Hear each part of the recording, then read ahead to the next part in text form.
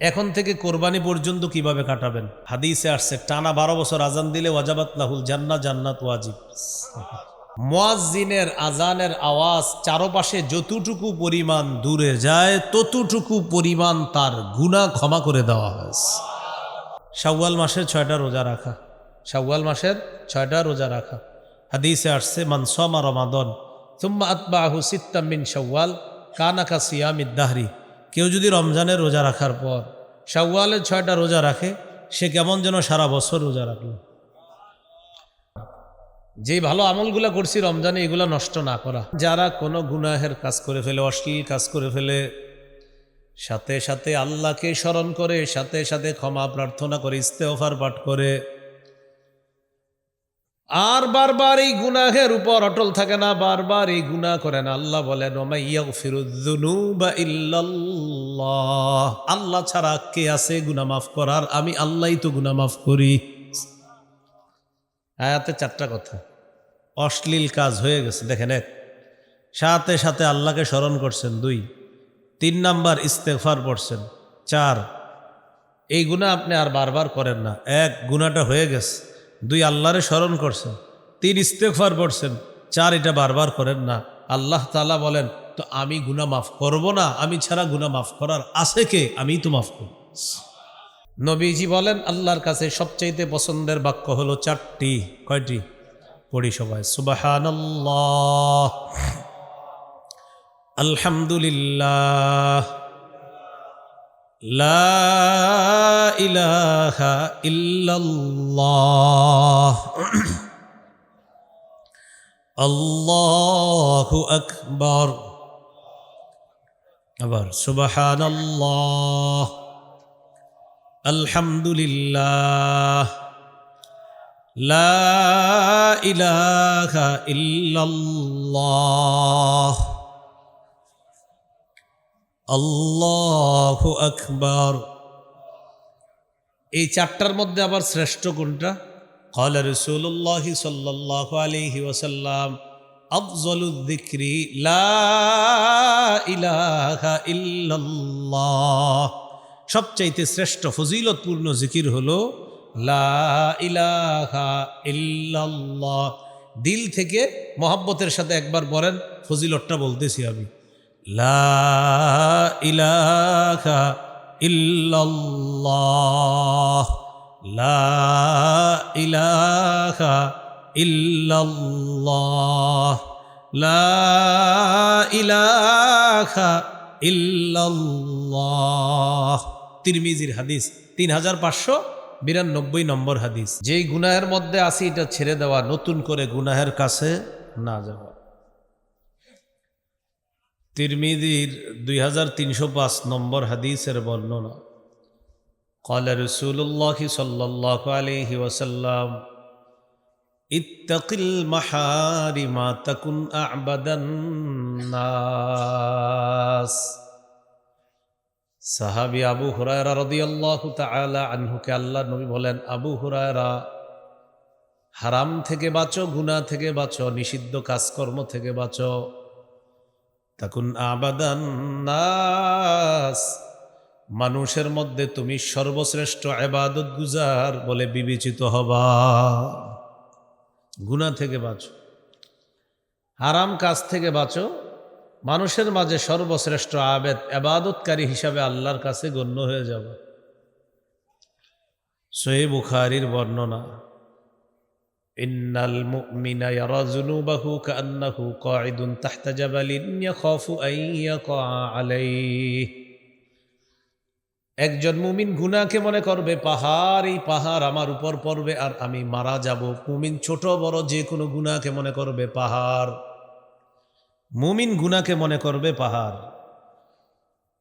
ওয়া ইন্নাল ফাজিরা ইয়ারা যুনুবাহু কাযুবাবিন মাররা আলা আনফিহি। পাপাচার বান্দা গুনাহকে মনে করবে মাছির মতো, মাছি নাকের ডগায় সামনে দিয়ে যায় আর আসে, কোনো ব্যাপার না, মাছি ব্যাপার না। আর মুমিন বান্দা গুনাহকে মনে করবে পাহাড়ের মতো। আল্লাহ আমাদেরকে কথাগুলা মনে রাখার তৌফিক দান করেন। গুনাহ থেকে বাঁচার উপায় প্রায় 70টার কম বেশি উপায় আছে। আপনাদের সামনে নির্বাচিত 11টা উপায় বলবো, মনে রাখবেন। 1 নাম্বার উপায় খাঁটি তওবা করা। সূরা তাহরিমের 8 নম্বর আয়াতে আল্লাহ বলেন, ইয়া আইয়ুহাল্লাযীনা আমানু তুবু ইলাল্লাহি তাওবাতান নাসুহা আসা রাব্বুকুম আন ইউকাফিরা আনকুম সাইয়্যাতিকুম। হে ঈমানদারগণ, তোমরা আল্লাহর কাছে খাঁটি তওবা করো, আশা করা যায় তোমাদের রব তোমাদের জিন্দেগীর সব গুনাহ মাফ করে দেবে। তওবার 4টি শর্ত, এটা মনে রাখতে হবে। কয় শর্ত? মৌলিক 3টি, শেষে আরেকটি যুক্ত করতে হবে। হলো কয়টা? 1 নাম্বার গুনাহ থেকে ফিরে আসা। 2 নম্বর অতীতের গুনাহের উপর অনুতপ্ত হওয়া, ছি ছি আমি এটা কি করলাম। ইবনে মাজার 4252 নম্বর হাদিসে আছে, قال رسول الله صلى الله عليه وسلم الندم التوبة। গুনাহের উপর কোনো বান্দা যদি অনুতপ্ত হয়ে যায়, এই অনুতপ্ত হওয়াটাই আল্লাহ তওবা হিসাবে কবুল করে নেয়। অনুতপ্ত হওয়াটাই তওবা। তাহলে 1 নম্বর গুনাহ থেকে ফিরে আসা, 2 নম্বর অনুতপ্ত হওয়া, 3 নম্বর দৃঢ় প্রতিজ্ঞা করা আমি ভবিষ্যতে গুনাহ আর করব না। এই হলো 3টা মৌলিক শর্ত। 4 নাম্বার আরেকটা, বান্দার হক যদি আপনার জিম্মায় থাকে, হক আদায় করতে হবে। আপনার কাছে বান্দার হক আছে, এটা আদায় করতে হবে। আপনি যে আরেকজনের কাছ থেকে সুদে টাকা আনছেন, একজনের কাছে আপনি 100 টাকা পাইতেন, তো আসলে কত পাবেন বলেন? 100 পাইতেন, তো যেদিন নিবেন কত নিবেন? 100 নিছেন, 110 তো মানে 10 সুদে। এখন এই 10-এর কিন্তু আপনি মালিক না, 10 যার কাছ থেকে সুদে নিছেন এর মালিক কিন্তু সে, এটা ফাও নিছেন আপনি। এরকম কাজ কারবার যারা করছেন, হিসাবপাতি করে টাকাগুলো ফিরিয়ে দিয়ে দিন। হ্যাঁ, তাহলে তওবা 4টি শর্ত। 4 নাম্বার, আমার জিম্মায় কারো হক থেকে থাকলে হকটা আদায় করে দেওয়া। মূল আলোচনায় চলে আসি। গুনাহ থেকে মুক্তির 1 নাম্বার উপায়, এই ভাই একটু কমায় দেন মাইকের আওয়াজ, একটু কমায় দেন আওয়াজ, একটু কমায় দেন। হ্যাঁ, 1 নাম্বার খাঁটি তওবা করা। ইবনে মাজার 4250 নম্বর হাদিস। এই হাদিসের বর্ণনাকারী আব্দুল্লাহ ইবনে মাসউদ রাদিয়াল্লাহু তাআলা তিনি বলেন, قال رسول الله صلى الله عليه وسلم التائب من الذنب كمن لا ذنب له। গুনাহ থেকে তওবাকারী ব্যক্তি তার মতো হয়ে যায় যার কোনো গুনাহই নাই। ইবনে মাজাহ 4251 নম্বর হাদিস। عن أنس بن مالك رضي الله تعالى عنه قال قال رسول الله صلى الله عليه وسلم كل بني آدم خطاء وخير الخطائين التوابون। নবীজি বলেন, আদম সন্তান সবার কম বেশি পাপ হয়ে যায়, পাপীদের মধ্যে তারাই হলো উত্তম যারা বেশি বেশি আল্লাহর কাছে তওবা করে নেয়। আমার আপনার কম বেশি পাপ হয়, আমাদের মাঝে যারা বেশি তওবা করে, নবীজি বলেন আমি তাদেরকে সর্বোত্তম বলে ঘোষণা করলাম। তিরমিজির হাদিস 3538 নম্বর হাদিস। হাদিসটা ছোট, বুখারী মুসলিম একটু বড় করে আসছে, মন দিয়ে শোনেন। এক ব্যক্তি সফরে বের হয়েছে, সফরে তার বাহন আছে, বাহনের উপর তার খানা আছে, পানিও আছে, সফরের সরঞ্জামাদি আছে, সফরের পথ চলার জন্য পাথেও আছে। সফর করতে করতে লোকটা ক্লান্ত হয়ে গেলেন। শরীরের ক্লান্তি দূর করার জন্য তিনি যাত্রা বিরতি দিলেন। যাত্রা বিরতি দিয়ে এক জায়গায় তিনি বসলেন। হঠাৎ তার চোখে তন্দ্রা এসে গেল। তন্দ্রা আসার পর একটু পরে ঘুমায় গেছে। ঘুম থেকে ওঠার পর তিনি তাকিয়ে দেখেন তার বাহন, তার খানা, তার পানীয়, তার সফরের যে পাথেও আছে সব হারায় গেছে। মনটা খারাপ, পেরেশান হয়ে যায়। আমি এখন কি করব? আমি কি বাকি পথ সফর করব না বাড়িতে ফিরে যাব? যদি বাড়িতে ফিরে যাই তাও যেই পরিমাণ খানা পানি সফরের সরঞ্জামান দরকার এটা নাই, কারণ সব তো শেষ। আবার বাকি পথ সফর করব, যেই সমস্ত পাথেও দরকার, খানা দরকার, পানীয় দরকার, বাহন দরকার নাই। তার মানে বাড়িতেও যাওয়া যাবে না, বাকি পথ সফর করা যাবে না। কি করব? এখানে মরে যাব। বৈশা রয়েছে অপেক্ষা, যে আমার মরণ যদি এখানে হয় হয়ে যাবে, আল্লাহ নিয়ে নিবে। বৈশা বৈশা অপেক্ষা করতেছে, কারণ খানা নাই, পানি নাই, এমনি বাঁচবে না। তো বৈশা আবার চোখ লেগে গেছে, চোখ খুলস, খোলার পর দেখে কি তার হারিয়ে যাওয়া বাহন, খানা পানীয় সফরের পাথেও নিয়ে তার ওই হারিয়ে যাওয়া বাহনটা উপস্থিত হয়ে গেছে। এখন ওই লোকটা কি পরিমাণ খুশি হবে। হাদিসে আসছে বিশিদ্দাতিল ফারহি, খুশির অতিশয্যে ওই লোক আল্লাহকে বলে, আল্লাহুম্মা আনতা আবদি ওয়া আনা রব্বুকা। খুশির অতিশয্যে বান্দা আল্লাহকে বলে, আল্লাহ আপনি আমার বান্দা, আমি আপনার রব। কি বলল? বুঝেন নাই কথাটা? আল্লাহকে বলতেছে, আল্লাহ আপনি আমার বান্দা, আমি আপনার, মানে ওনার মাথা ঠিক নেই, এত খুশি। কি যে বলে ফেলস, মানে বলতে চাইছিল আল্লাহ আপনি আমার রব, আমি আপনার একজন বান্দা, নগণ্য বান্দা। এটা না কইয়া বলতেছে আল্লাহ আপনি আমার বান্দা, আমি আপনার রব। তো নবীজি বলেন খুশির কারণে ওই বেচারা মুখ দিয়ে যে কি বলছে ওর নিজেও জানে না। লাল্লাহু আশাদ্দু ফারহাম বিতাওবাতি আহাদিকুম মিন আহাদিকুম বিদাল্লাতিহি ইযা ওয়াজাদাহা। তোমাদের কোনো ব্যক্তি হারিয়ে যাওয়া বাহন ফিরে পাওয়ার পর, বস্তু ফিরে পাওয়ার পর যেই পরিমাণ খুশি হয়, তোমাদের মধ্যে কেউ যদি তওবা করে, ওই তওবাকারী বান্দার তওবায় আল্লাহ তাআলা ওই ব্যক্তির চেয়ে কোটি গুণ বেশি খুশি হয়ে যায়। বেশি বেশি তওবা করা। সহিহ মুসলিমের বর্ণনা, ক্বালা রাসূলুল্লাহ সাল্লাল্লাহু আলাইহি ওয়াসাল্লাম, ইন্নাল্লাহা ইয়াবসুতু ইয়াদাহু বিল্লাইল লিয়াতুবা মুসিউন নাহার ওয়া ইয়াবসুতু ইয়াদাহু বিন-নাহার লিয়াতুবা মুসিউল লাইল। আল্লাহ তাআলা দিনের বেলা ক্ষমার হাত প্রসারিত করে দেয় রাতের তওবাকারীদের তওবা কবুল করার জন্য। রাতের বেলা ক্ষমার হাত প্রসারিত করে দেয় দিনের পাপীদের তওবা কবুল করার জন্য।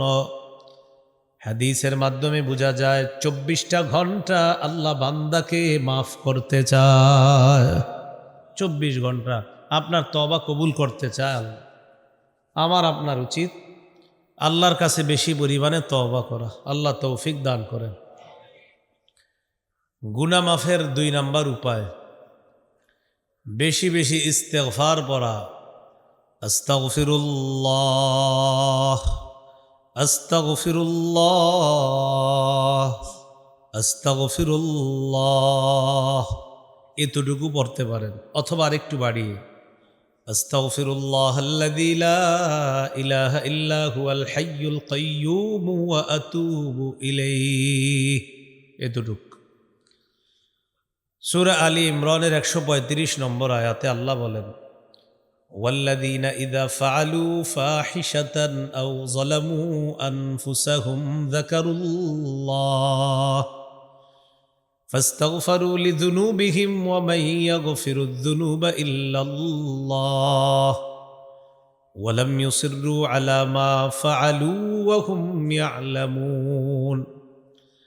আল্লাহ তাআলা বলেন, যারা কোনো গুনাহের কাজ করে ফেলে, অশ্লীল কাজ করে ফেলে, সাথে সাথে আল্লাহকে স্মরণ করে, সাথে সাথে ক্ষমা প্রার্থনা করে, ইস্তেগফার পাঠ করে, আর বারবার এই গুনাহের উপর অটল থাকে না, বারবার এই গুনাহ করে না। আল্লাহ বলেন, ওয়া মান ইয়াগফিরুয যুনুবা ইল্লাল্লাহ, আল্লাহ ছাড়া কে আছে গুনাহ মাফ করার? আমি আল্লাহই তো গুনাহ মাফ করি। আয়াতে 4টা কথা। অশ্লীল কাজ হয়ে গেছে, দেখেন। 1, সাথে সাথে আল্লাহকে স্মরণ করছেন। 2, 3 নাম্বার ইস্তেগফার পড়ছেন। 4, এই গুনাহ আপনি আর বারবার করেন না। এক, গুনাহটা হয়ে গেছে। দুই, আল্লাহরে স্মরণ করছেন। তিন, ইস্তেগফার পড়ছেন। চার, এটা বারবার করেন না। আল্লাহ তাআলা বলেন, তো আমি গুনাহ মাফ করব না? আমি ছাড়া গুনাহ মাফ করার আছে কে? আমিই তো মাফ করব। সহিহ মুসলিমের বর্ণনা, বান্দা যখন ইস্তেগফার পাঠ করে ক্ষমা চায়, আল্লাহ বলেন, আযনাবা আবদি যামবা ওয়া আলিমা আন্না লাহু রাব্বান ইয়াগফিরুয যামবা। আমার বান্দার যখন কোনো পাপ হয়ে যায়, বান্দা তখন জানে তার একজন রব আছে তার গুনাহ মাফ করার। তখন বান্দা আমার কাছে গুনাহ মাফের জন্য ইস্তেগফার পাঠ করে, ফেরেশতারা সাক্ষী থাকো আমি মাফ করে দিলাম। বান্দার পাপ হওয়ার পর বান্দা জানে তাকে মাফ করার মতো একজন রব আছে। তো আল্লাহ বলেন, আমার কাছে এই জন্য ক্ষমা চায়, তাই আমি আল্লাহ তাকে ক্ষমা করে দিই। তো এই আমলটা আপনি অজু ছাড়াও করতে পারবেন। মনে করেন রাস্তাঘাটে চলতেছেন, অজু নাই, তাও করতে পারবেন। আস্তাগফিরুল্লাহ, আস্তাগফিরুল্লাহ, আস্তাগফিরুল্লাহ। উপকারিতার শেষ নাই। আল্লাহ তাআলা বলেন, ইস্তাগফিরু রাব্বাকুম ইন্নাহু কানা গফফারা। তোমরা তোমাদের রবের কাছে ক্ষমা প্রার্থনা করো, তিনি অধিক ক্ষমাশীল, তোমাদের গুনাহ তিনি মাফ করে দিবেন। ইউরসিলিস সামাআ আলাইকুম মিদরারা। অনাবৃষ্টিতে ভুগতেছ, ইস্তেগফার পাঠ করো, তিনি আসমান থেকে মুষলধারে বৃষ্টি নাজিল করবেন। ওয়ায়ুমদিদকুম বিআমওয়ালিন ওয়া বানিনা। সম্পদ দরকার, ইস্তেগফার পাঠ করো, ওয়াদা আল্লাহ তোমাদেরকে সম্পদ দ্বারা সাহায্য করবেন। সন্তান হয় না, ইস্তেগফার পাঠ করো, ওয়াদা আল্লাহ সন্তান দান করবেন। ক্ষেত খামার দরকার, ফলের বাগান, ফুলের বাগান, ফসল দরকার। ওয়াজআল লাকুম জান্নাতি ওয়াজআল লাকুম আনহারা। তিনি তোমাদেরকে বাগানের ব্যবস্থা করে দিবেন, আশেপাশে খাল, বিল, নদী, নালাও আল্লাহ ব্যবস্থা করে দিবেন। তাহলে ইস্তেগফার পাঠ করলে অনেক উপকারিতা। এর মধ্যে একটা উপকার, যত বেশি ইস্তেগফার, সাথে সাথে তত বেশি গুনাহ মাফ হয়। আস্তাগফিরুল্লাহ, গুনাহ মাফ হইছে। আস্তাগফিরুল্লাহ, গুনাহ মাফ হইছে। আস্তাগফিরুল্লাহ, গুনাহ মাফ হইছে। আপনি যতবার পড়বেন ততবার গুনাহ মাফ। তাহলে গুনাহ মাফের 2 নাম্বার উপায় আস্তাগফিরুল্লাহ পড়া, ইস্তেগফার পড়া। গুনাহ মাফের 3 নাম্বার উপায়, এটা আমার সাথে যদি বলেন মনে থাকবে। তাহলে বলেন, ক্ষমা পাওয়ার আশায় বারবার ক্ষমা চাওয়া। ক্ষমা পাওয়ার আশায় বারবার ক্ষমা চাওয়া। তিরমিজির হাদিস 3540 নম্বর হাদিস। এই হাদিসটি হাদিসে কুদসি। আল্লাহ তাআলা বলেন, ইয়া আদম ইন্নাকা মা দাউতানি ওয়া রাজাউতানি গফারতু লাকা আলা মা কানা ফিকা ওয়ালা উবালি। আল্লাহ তাআলা বলেন, হে আদম সন্তান, তুমি আমার কাছে ক্ষমা পাওয়ার আশায় যতবার ক্ষমা চাও, আমি আল্লাহ ততবার তোমাকে ক্ষমা করে দেই। ক্ষমা পাওয়ার আশায় যতবার আমি আল্লাহকে তুমি ডাকো, আমি আল্লাহ তোমাকে ততবার ক্ষমা করতে আমি আল্লাহ কারো পরোয়া করি না। ইয়া আদম লাউ বালাগাত যুনুবুকা আনানাস সামা সুম্মা ইস্তাগফারতানি। হে আদম সন্তান, তোমার গুনাহ যদি আকাশের চূড়ায় গিয়ে পৌঁছে যায়, আর আমি আল্লাহর কাছে কায় মনোবাক্যে তুমি ক্ষমা চাও, আল্লাহ আমার মতো এমন বড় পাপী মনে হয় দুনিয়াতে আর কেউ নাই। আল্লাহ মাবুদ গো, এত গুনাহ করছি, এই গুনাহ হিসাব করেও শেষ করা যাবে না। আকাশের চূড়ায় গিয়ে যদি তোমার গুনাহ পৌঁছে যায়, আর ওই যে 4টা শর্ত, গুনাহ থেকে ফিরে আসা। মাবুদ আমার আকাশ পরিমাণ গুনাহ, আমি এই মুহূর্তে গুনাহ থেকে ফিরে আসলাম। 2 নাম্বার অনুতপ্ত হওয়া। 3 নাম্বার দৃঢ় প্রতিজ্ঞা করা, আল্লাহ ভবিষ্যতে এই গুনাহ আমি আর কখনো করব না। 4 নাম্বার আমার জিম্মায় বান্দার হক আছে, হকগুলো আদায় করে দেওয়া। আল্লাহ তাআলা বলেন, ওই আকাশের চূড়া পরিমাণ গুনাহ আমি আল্লাহ মাফ করতে কারো পরোয়া করি না, এই পরিমাণ গুনাহ মাফ করে দিলাম। এই পরিমাণ গুনাহ মাফ করে। ইয়া ইবনা আদম ইন্নাকা লাউ আতাইতানি বিকুরাবিল আরদি খাতায়া সুম্মা ইস্তাগফারতানি সুম্মা লাকিতানি লা তুশরিকু বি শাইআ লা আতাইতুকা বিকরাবিহা মাগফিরা। দুনিয়ার রাশি রাশি বালু পরিমাণ গুনাহ নিয়ে যদি আমার কাছে উপস্থিত হয়ে যাও, আমি যদি দেখি তোমার গুনাহের মধ্যে কোনো শিরক নাই, কি নাই, দুনিয়ার বালু পরিমাণ গুনাহ নিয়ে আসছো কিন্তু শিরিক নাই, আর ওই যে 4 শর্ত আছে, ওই যে গুনাহ থেকে ফিরে আসা, অনুতপ্ত হওয়া, প্রতিজ্ঞা করা আর গুনাহ না করার, আর হলো বান্দার হক আদায় করে দেওয়া, আর আল্লাহ দেখছে আপনার গুনাহে শিরিক নাই, আল্লাহ বলেন লা আতাইতুকা বিকরাবিহা মাগফিরা, আমি বালু পরিমাণ ক্ষমা নিয়ে বালু পরিমাণ গুনাহ মাফ করে দিব। তাহলে 3 নাম্বার ক্ষমা পাওয়ার আশায় বারবার ক্ষমা চাওয়া। 4 নাম্বার রাসূলুল্লাহ সাল্লাল্লাহু আলাইহি ওয়াসাল্লামের পূর্ণ আনুগত্য করা। ব্যক্তি জীবন, পারিবারিক জীবন, সামাজিক জীবন, অর্থনৈতিক জীবন, রাষ্ট্রীয় জীবন, আন্তর্জাতিক জীবনের আদর্শ বাস্তবায়ন করে নবীর পূর্ণ আনুগত্য করা। মেসওয়াক করা, ঘর থেকে দোয়া পড়ে বের হওয়া, ঘরে দোয়া পড়ে প্রবেশ করা, বাথরুম থেকে বের হওয়া ঢোকার সময় দোয়া পড়া, মসজিদে প্রবেশ বের হওয়ার সময় দোয়া পড়া, এগুলা করার পাশাপাশি আমার আপনার অর্থনৈতিক জীবন, নবী কিভাবে চলছেন অর্থনৈতিক জীবন, এটা ফলো করা। পারিবারিক জীবনে আল্লাহ রসুল কিভাবে চলেছেন এটা ফলো করা। রাষ্ট্রীয় জীবনে ইসলাম কায়েম করার জন্য আল্লাহ রসুল কি করেছেন এটা ফলো করতে হবে। এই জন্য আমাদের দেশে এটাও চেষ্টা করতে হবে যেন আমাদের এই রাষ্ট্রটা ইসলামী আদর্শে পরিচালিত হয়, আর আমাদের দেশে যেন একজন আদর্শ ন্যায় পরায়ণ পুরুষ শাসক আল্লাহ তৈরি করে দেয়। মনে থাকবেনি?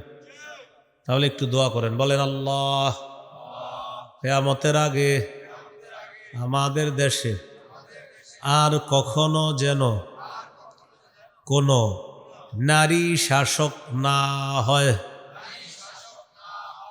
কি শাসক না হয়?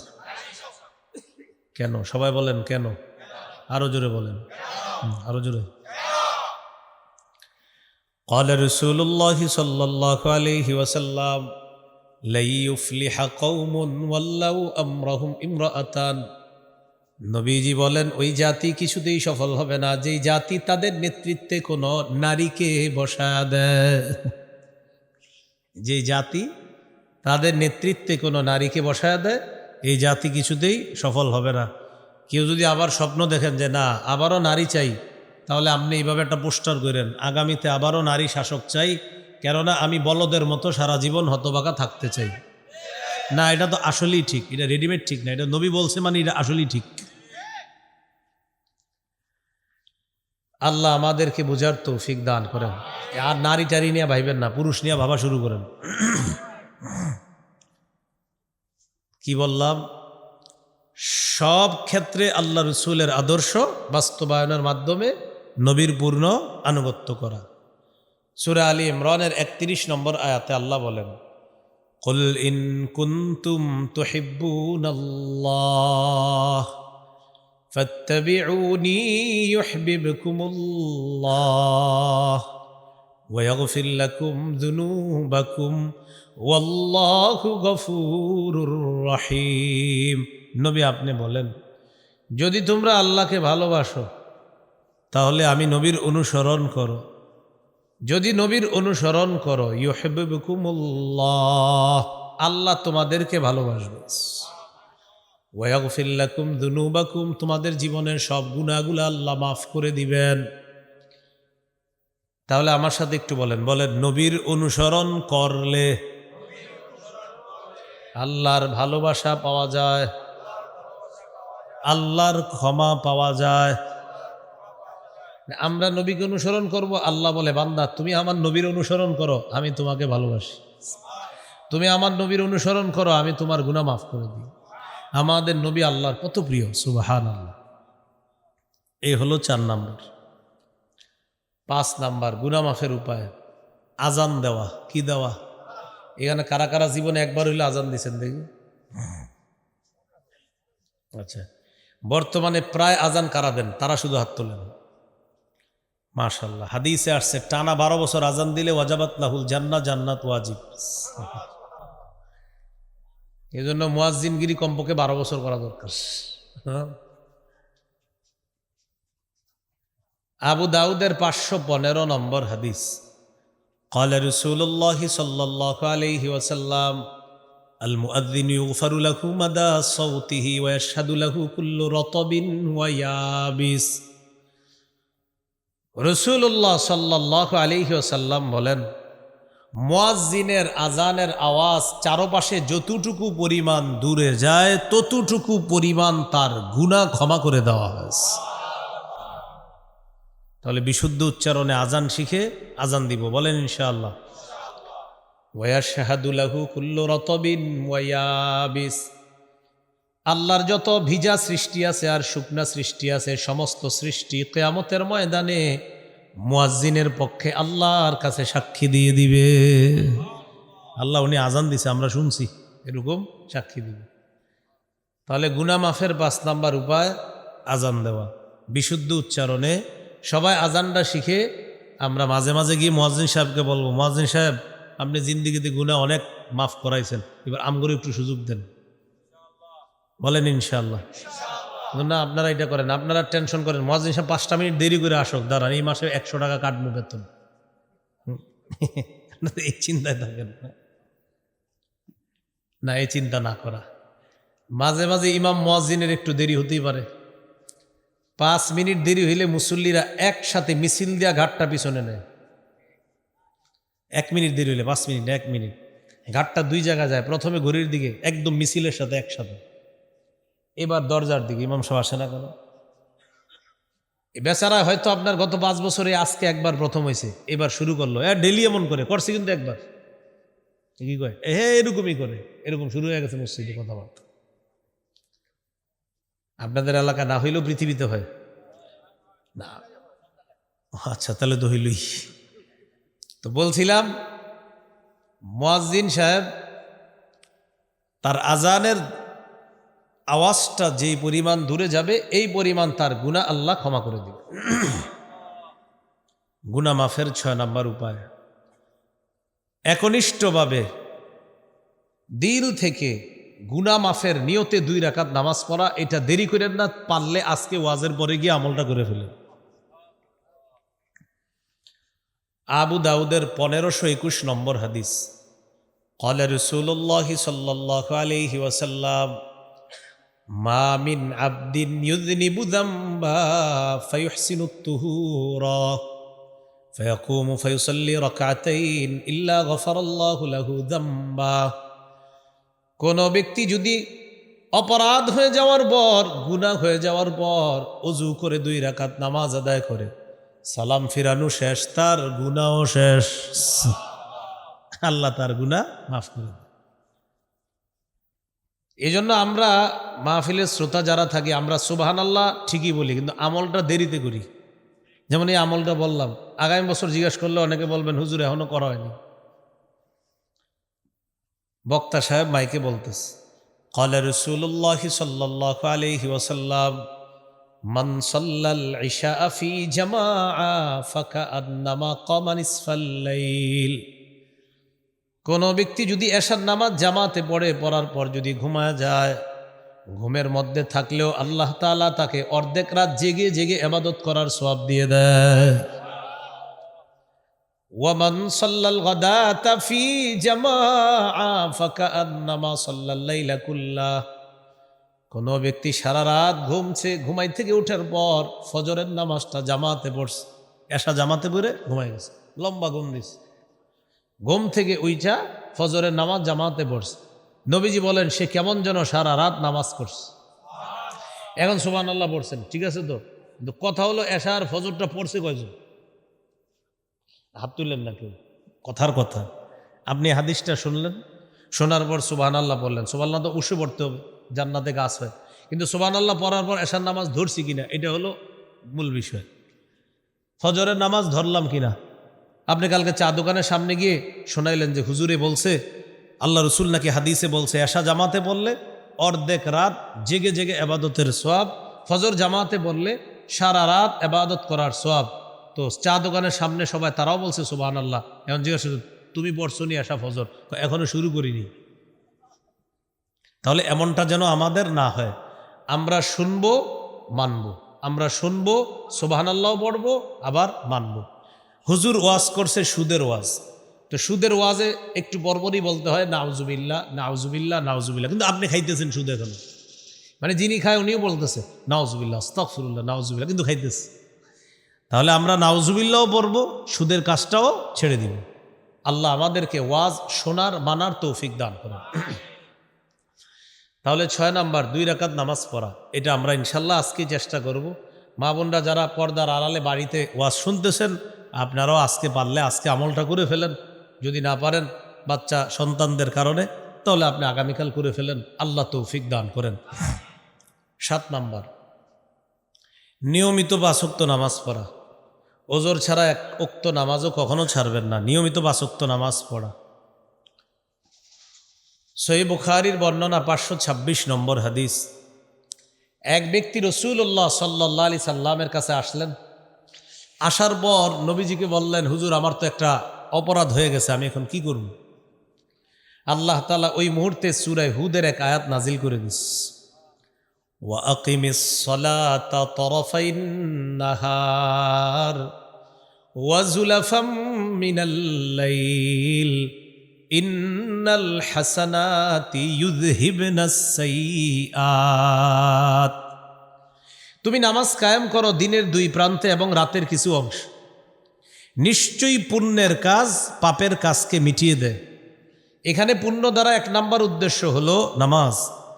নামাজ যে 5 ওয়াক্ত নিয়মিত পড়বে, আমি আল্লাহ এই 5 ওয়াক্ত নামাজের কারণে তার অসংখ্য অগণিত গুনাহ মাফ করে দিয়েছি। তাহলে নিয়মিত 5 ওয়াক্ত নামাজ পড়বো তো ইনশাআল্লাহ। সূরা বাকারা 238 নম্বর আয়াতে আল্লাহ বলেন, হাফিজু আলাস সালাওয়াতি ওয়াস সালাতিল উসতা। তোমরা নামাজের প্রতি যত্নবান হও, বিশেষ করে আসরের নামাজ। আসরের নামাজের কথা আল্লাহ কেন বললেন? হাদিসের মধ্যে আছে, তিলকা সলাতুল মুনাফিকিন, তিলকা সলাতুল মুনাফিকিন, তিলকা সলাতুল মুনাফিকিন। এটা মুনাফিকের নামাজ, এটা মুনাফিকের নামাজ, এটা মুনাফিকের নামাজ। যে ব্যক্তি ইচ্ছা করে সূর্যটা হলুদ বানায়, সূর্য হলুদ বানানোর পর কামা ফানাকারা আরবাআ, কোনো মতে দাঁড়ায় মোরগের মতো 4টা ঠোকর মারে। আসর কয় রাকাত? তো সূর্যটা হলুদ বানাইছে ইচ্ছা করে, বৈশা বৈশা মোবাইল চালাইছে। আবার মা বোনরা রান্না করে, ভাতটা একটু ফুটুক, তারপর আলুটা ফুটুক, সিদ্ধ হোক, তারপর এই সিদ্ধ হোক হতে হতে সূর্য হলুদ হয়ে গেছে। তখন গিয়ে 4 রাকাত ঠোকর মাইরা মাইরা আসর পড়ছে। নবীজি বলেন, এটা মুনাফিকের নামাজ, এটা মুনাফিকের নামাজ, এটা মুনাফিকের নামাজ। নাউজুবিল্লাহ। আল্লাহ আমাদেরকে হেফাজত করেন। তাহলে প্রিয় ভাইয়ারা, 5 ওয়াক্ত নামাজ গুরুত্ব সহকারে পড়ব, বলেন ইনশাআল্লাহ। নাসাইর হাদিস 466 নম্বর হাদিস। قال رسول الله صلى الله عليه وسلم إن أول ما يحاسب به العبد يوم القيامة صلاته فإن وجدت تامة كتبت تامة। কিয়ামতের ময়দানে বান্দার আমলের মধ্যে সর্বপ্রথম নামাজের হিসাব হবে। নামাজ যদি পরিপূর্ণ পাওয়া যায়, তার হিসাবটা, ফলাফলটাও পরিপূর্ণ লিখে দেওয়া হবে। قال رسول الله صلى الله عليه وسلم لو أن نهرا بباب أحدكم يغتسل فيه كل يوم 5 مرات। নবীজি বলেন, তোমাদের কারো বাড়ির সামনে একটা পুকুর আছে, পুকুরের মধ্যে বাড়ির মালিক দৈনিক 5 বার গোসল করে। তোমাদের কারো বাড়ির সামনে একটা পুকুর আছে, বাড়ির মালিক পুকুরে দৈনিক 5 বার গোসল করে। হাল ইয়াবকা মিন দারানিহি শাইউন। ও সাহাবীরা বলো, তার শরীরে কোনো নাপাক থাকবে? কি বলেন আপনারা, থাকবে? ক্বালু লা ইয়াবকা মিন দারানিহি শাইউন, না, তার শরীরে কোনো নাইলা থাকবে না, নাপাক থাকবে না। নবীজি বলেন, ফাযালিকা মিসলুস সালাওয়াতিল খামসি ইয়ামহুল্লাহু বিহিন্নাল খাতায়া। যেমনিভাবে পুকুরের মধ্যে 5 বার গোসল করলে তার শরীরের ময়লাগুলা দূর হয়ে যায়, কোনো ব্যক্তি যদি দৈনিক 5 ওয়াক্ত নামাজ আদায় করে নেয়, আল্লাহ তাআলা তার জিন্দেগীর গুনাহগুলা ধুয়ে মুছে সাফ করে দেয়। পড়বনি নামাজ ইনশাআল্লাহ। না মনে হয় পড়বেন না, সবাই বলেন, বলেন স্বেচ্ছায় স্বজ্ঞানে মৃত্যু পর্যন্ত এক ওয়াক্ত নামাজও কাজা করব না ইনশাআল্লাহ। হ্যাঁ, তাহলে আমাদের আকল যতদিন আছে আমরা নামাজ কাজা করব না। এগুলো 7 নাম্বার। 8 নাম্বার, জামাতের সাথে নামাজ পড়া। 5, 6, 7, 8টা মনে রাখেন। 5 আজান দেওয়া, 6 2 রাকাত নামাজ পড়া, 7 5 ওয়াক্ত নামাজ পড়া, 8 জামাতের সাথে নামাজ পড়া। সহিহ মুসলিমের বর্ণনা, এক ব্যক্তি রাসূলুল্লাহ সাল্লাল্লাহু আলাইহি সাল্লামের কাছে আসছে।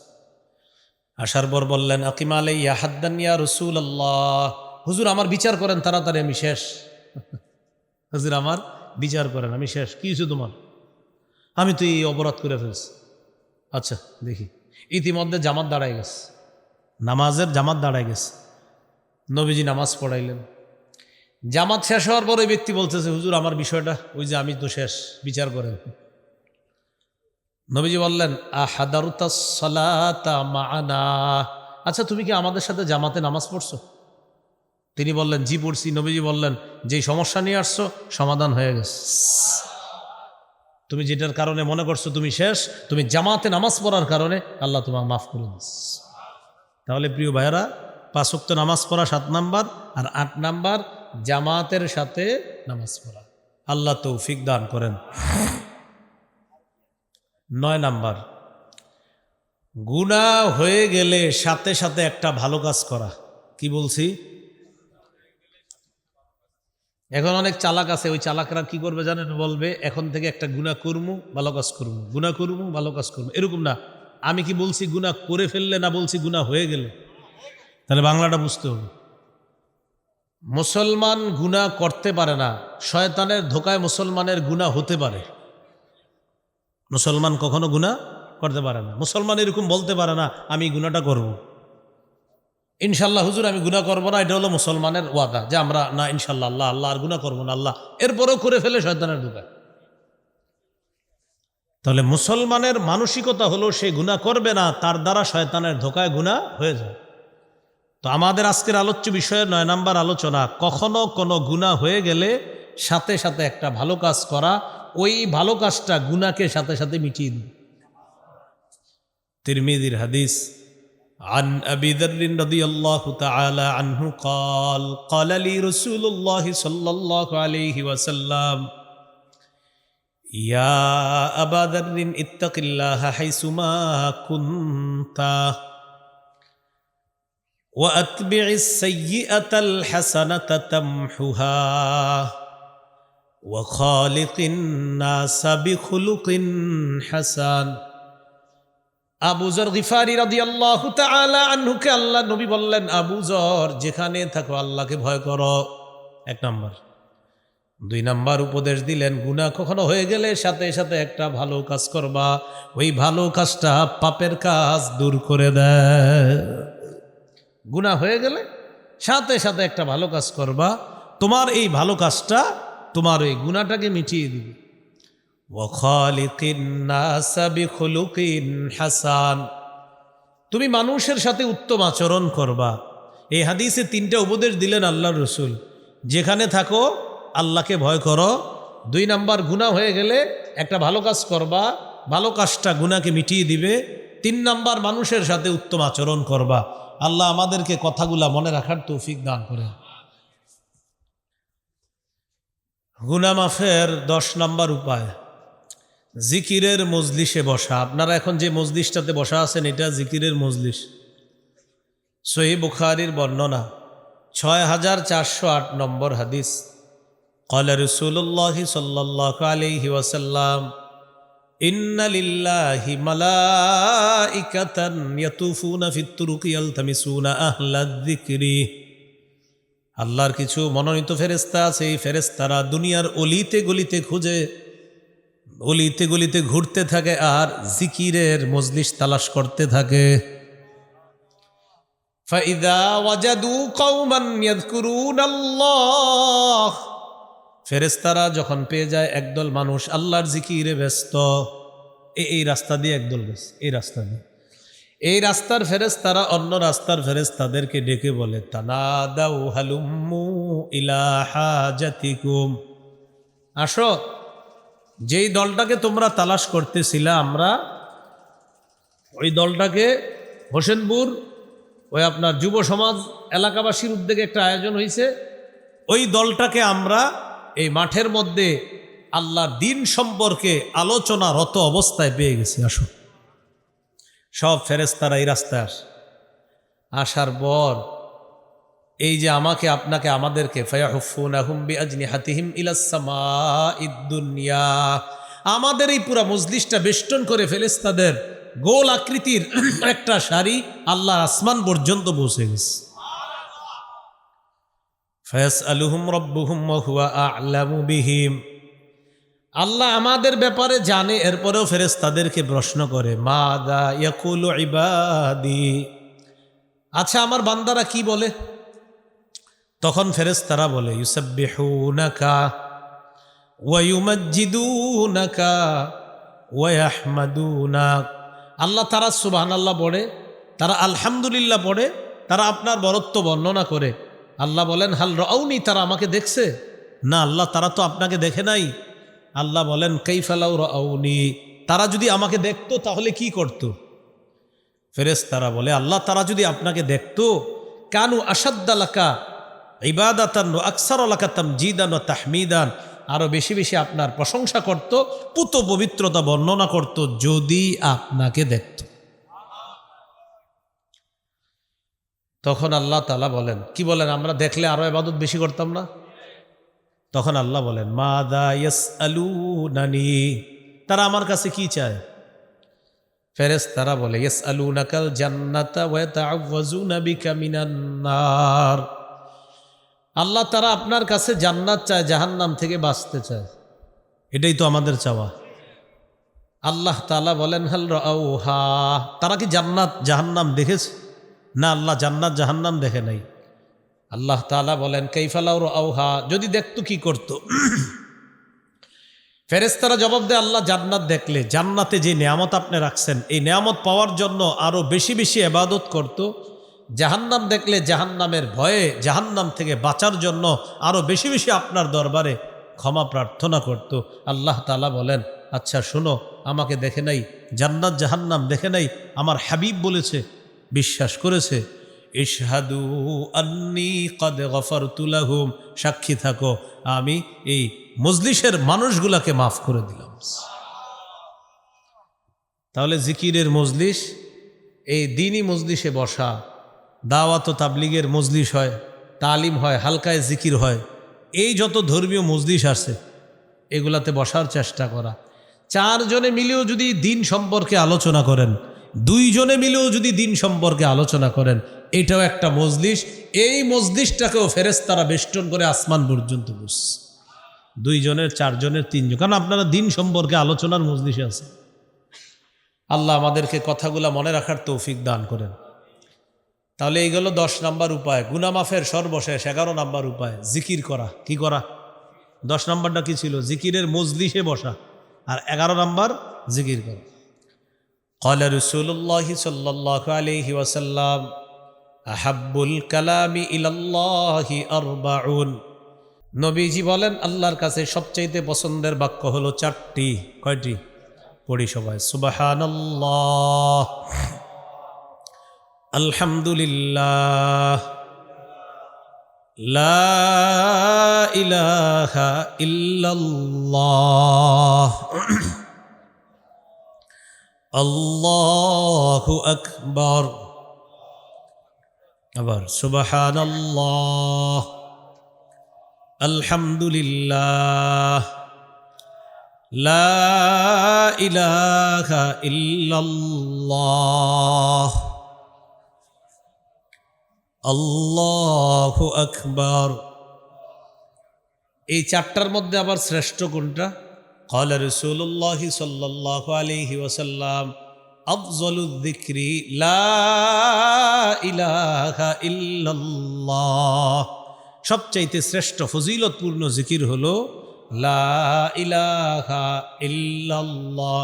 দিল থেকে মহব্বতের সাথে একবার পড়েন, ফজিলতটা বলতেছি আমি। লা ইলাহা ইল্লাল্লাহ, লা ইলাহা ইল্লাল্লাহ, লা ইলাহা ইল্লাল্লাহ। তিরমিজির হাদিস, 3592 নম্বর হাদিস। মা ক্বালা আব্দুন ক্বাত্তু লা ইলাহা ইল্লাল্লাহ খালিসান ইল্লা ফুতিহাত লাহু আবওয়াবুস সামাই হাত্তা তুফজিয়া ইলাল আরশ। কোন বান্দা যদি ইখলাসের সাথে একবার পড়ে লা ইলাহা ইল্লাল্লাহ, নবীজি বলেন আসমানের সবগুলা দরজা খুলে দেওয়া হয়, তার লা ইলাহা ইল্লাল্লাহ যেন আরশ পর্যন্ত পৌঁছে যায়। এই জন্য লা ইলাহা ইল্লাল্লাহর জিকির, আর যে জিকিরগুলো আছে বিশুদ্ধভাবে করব। বলেন বিশুদ্ধভাবে একবার হলেও জিকির করব, অশুদ্ধভাবে একবারও করব না। তাহলে বিশুদ্ধ উচ্চারণে জিকির করব। সালাম ফিরানোর পর এই যে দেখেন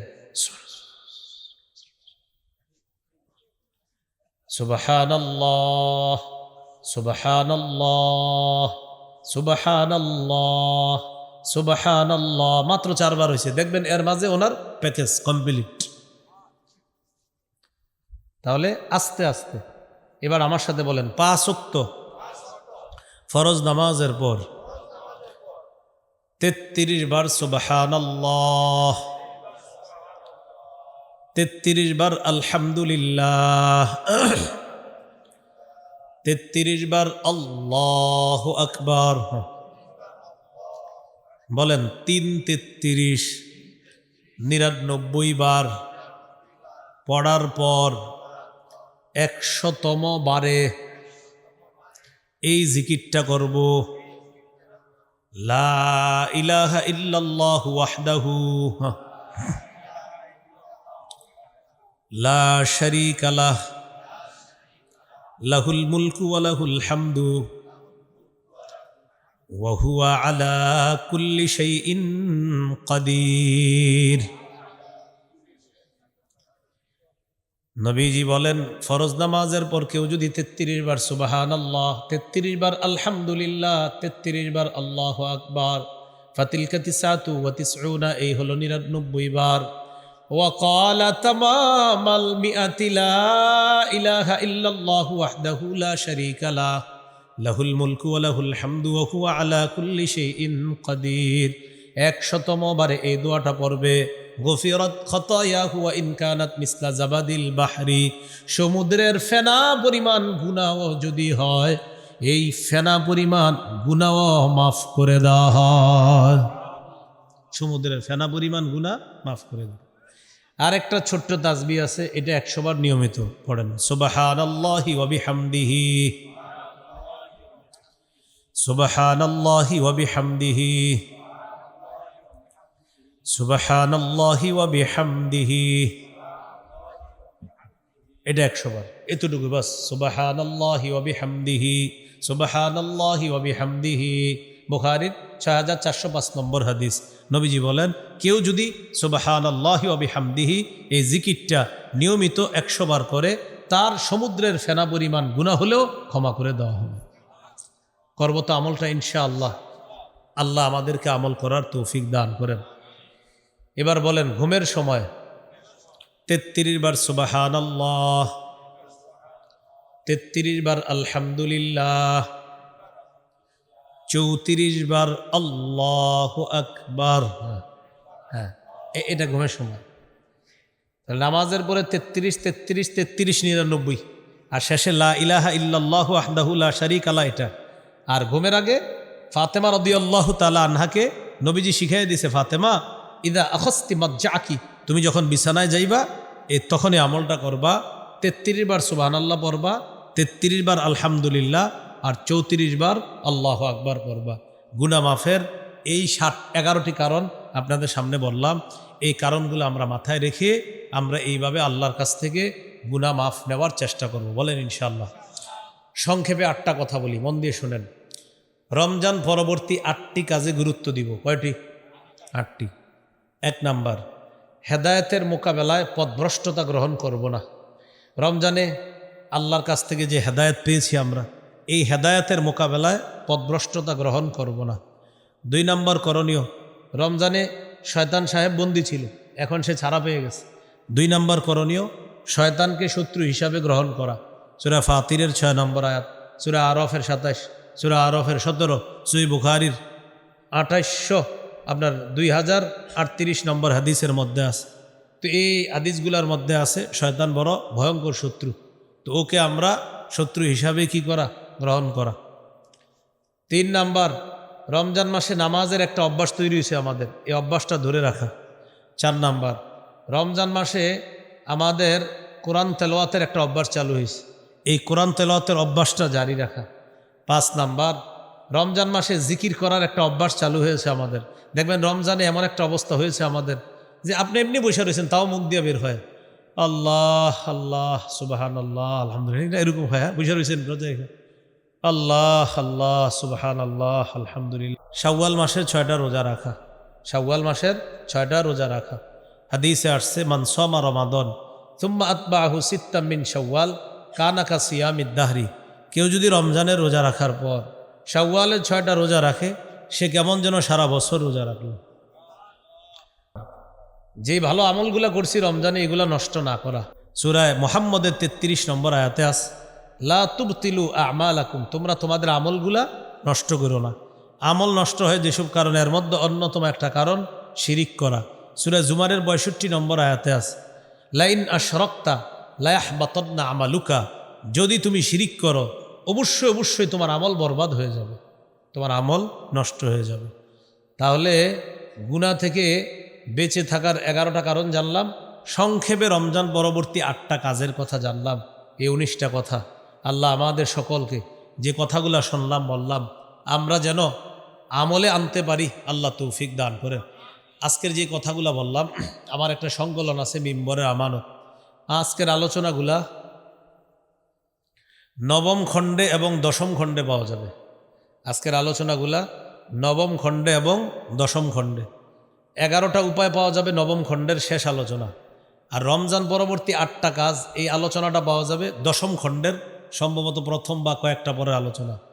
10ম খণ্ডের আরও সুন্দর আলোচনা হলো এখন থেকে কোরবানি পর্যন্ত কিভাবে কাটাবেন, কোরবানির গরুটা কিনবেন, এটা নাক কেমন হবে, চোখ কেমন হবে, কান কেমন হবে, এই আলোচনাগুলা 10ম খণ্ডে। হজের আলোচনা 10 নম্বর খণ্ডে। জিলহজ মাসের পরে মুহররম মাস, মুহররম মাসকে কেন্দ্র করে কিছু ভালো কাজ হয়, কিছু কুসংস্কার হয়, কুসংস্কার সম্পর্কে আলোচনাও 10 নম্বর খণ্ডে। আমাদের সমাজে কিছু কুসংস্কার আছে, কয় অমুক মাসে বিয়ে দেওয়া যাবে না, অমুক দিনই বিয়ে দেওয়া যাবে না, এরকম কিছু কথা। এই কুসংস্কারের ব্যাপারে আলোচনা আছে 10ম খণ্ডে। ঘরের চালে আইসা পেঁচা কাউয়া ডাকলে কয় আহারে না জানি কে বিপদে পড়ছে। হ্যাঁ, তো এইগুলা পুরা হাদিস কোরআন দ্বারা প্রমাণ করা হয়েছে যে এগুলা ঠিক কি ঠিক না। এই আলোচনাগুলা 10ম খণ্ডে। প্রথম খণ্ড সন্তানের 64টা অধিকার, কয় খণ্ড আছে আমার জানা নাই, ওরা নিয়ে এসেছে গাড়িতে, আপনাদের কারো প্রয়োজন হলে নিতে পারেন।